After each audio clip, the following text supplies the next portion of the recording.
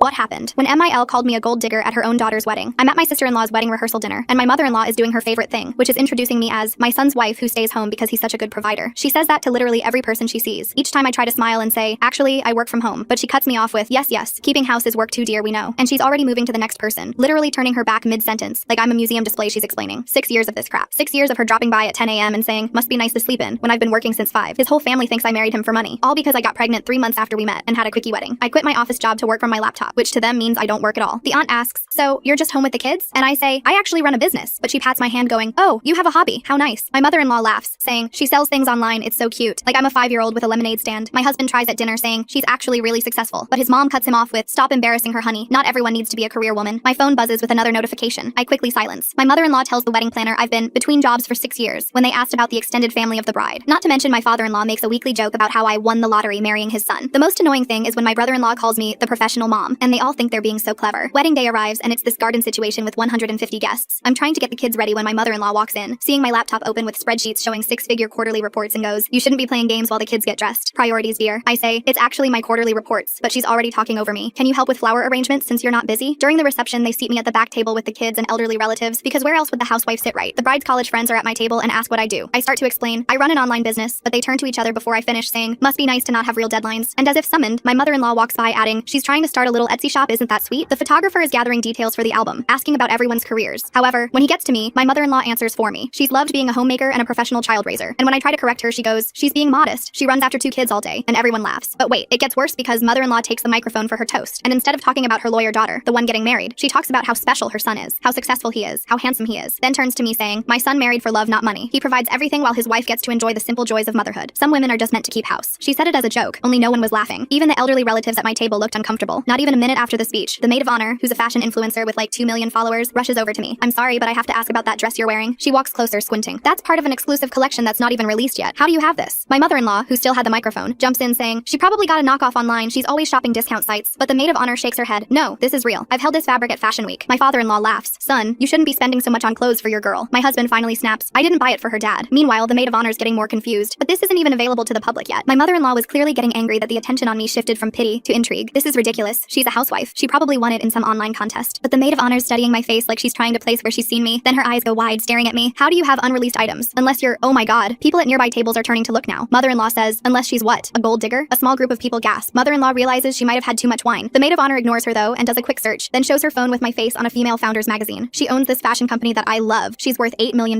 My mother-in-law sits down hard while everyone starts Googling me.